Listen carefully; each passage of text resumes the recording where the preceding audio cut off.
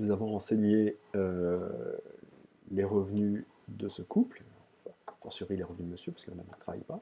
Nous allons passer un petit peu de temps sur deux formulaires très importants, sinon les plus importants de cet outil, que sont le formulaire dédié à l'épargne, à l'effort d'épargne annuel, et le formulaire dédié à la qualification des dépenses courantes.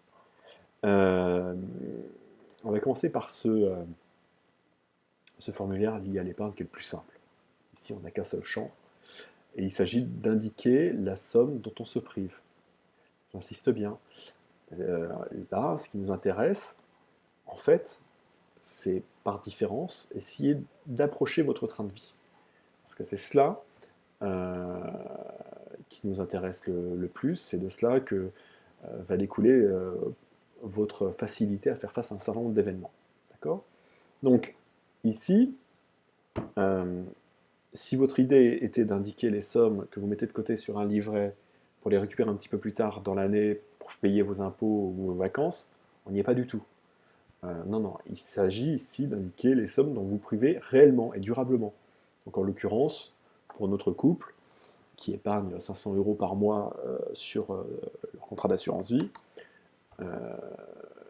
on est bien dans ce cadre-là. On indique donc 6 000 € par an. Ok. Donc on voit que notre niveau de dépenses courantes en a été altéré d'autant. C'est normal. Encore une fois, un principe de vase communicant. Donc, on va passer maintenant du temps sur ce formulaire-là, qui est un petit peu plus complexe. On retrouve notre niveau de dépenses courantes, qui est calculé par différence avec l'épargne, et je vous incite très très fortement à commencer par calculer le niveau d'épargne pour avoir les dépenses courantes et pas l'inverse. On arrive à des résultats bien plus fidèles dans ce sens-là.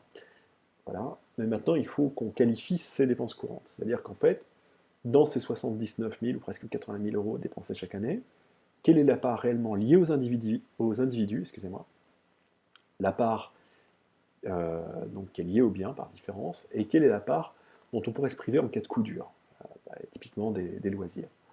Donc, ici, la part liée aux biens, c'est typiquement des charges de copropriété, des taxes foncières, et une grande part de les frais d'assurance aussi, et l'électricité, une grande partie de l'eau, enfin bon, bref. Donc là, on arrive, si on somme le tout pour ce couple, on est plutôt de l'ordre de 10 000 € de part liée aux biens possédés. Okay. Quant aux dépenses de loisirs, on est là face à un couple qui se fait plaisir et qui a un budget à minima de vacances de l'ordre de 10 000 €, vacances et faux frais. Bon, il n'est pas raisonnable de se priver totalement de vacances, donc garder une partie aussi, mais voilà, considérez pas. Moi, j'incite toujours à garder une partie des dépenses de loisirs dans les dépenses courantes, parce que c'est illusoire de vivre comme dans une privation constante. Donc voilà, il faut raison garder. Et en l'occurrence, donc si on a nos 80 000 € à peu près de train de vie global et 10 000 € affectés à la fois aux biens et aux loisirs, ça veut dire que les dépenses courantes de ce couple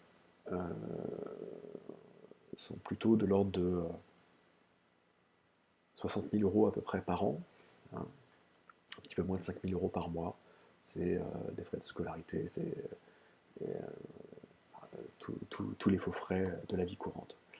Voilà un petit peu comment on arrive à déterminer un train de vie, et c'est effectivement sans doute l'élément le plus important de ce travail.